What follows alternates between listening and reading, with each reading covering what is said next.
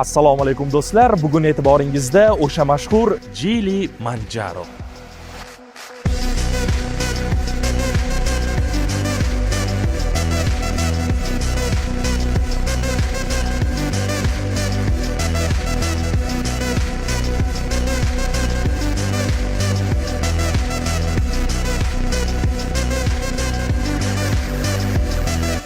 Hozirgi kunda O'zbekistonda crossoverlar juda ommalashgan, lekin ular orasida Manjaro juda boshqacha turadi. Sababi u oddiy baland mashina emas, balki qulaylik, kuch va texnologiyani bir joyda jamlagan variant.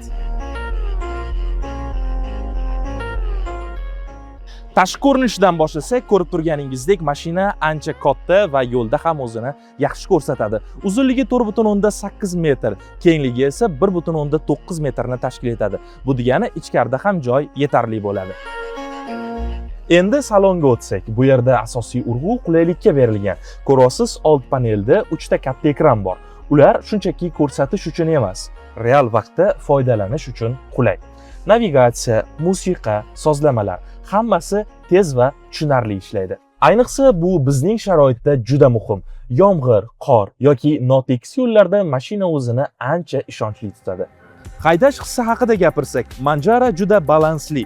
Shaharda yumshoq, tiqilinchda charchatmaydi. Uzun yo'lda esa o'zini barqaror tutadi. Rul boshqaruvi tizimli.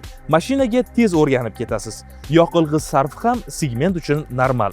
Shaharda o'rtacha 11 litr atrofida, aralash rejimda esa 8-9 litrgacha chiqadi. Xavfsizlik va yordamchi tizimlar ham e'tibordan chetda qolmagan. 360 darajali kamera, adaptiv kruiz nazorat, ko'r nuqtalarni nazorat qilish, yo'ldan chiqib ketmaslik tizimi. Bularning barchasi haydovchini qo'llab-quvvatlash uchun ishlaydi va kundalik haydashni ancha yengillashtiradi.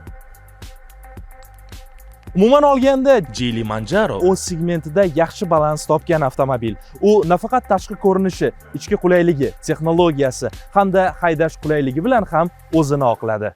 Geely Manjaro kundalik hayot uchun qulay hamda uzoq masofalarga ishonchli va zamonaviy texnologiyalarni qadrlaydiganlar uchun. Ayniqsa hozirgi kunda odamlar O'zbekiston bozorida mashinadan ko'proq narsa kutayotgan bir paytda bu model eng yaxshi variant bo'lib chiqadi. Endi narx masalasiga to'xtalsak, hozirda luxury komplektatsiyasi 508 million so'mni, flagship esa 530 million so'mni tashkil etadi. Shu darajadagi o'lcham, texnologiya va to'liq privat tizimini hisobga oladigan bo'lsak, bu narxni ancha mantiqli deyish mumkin.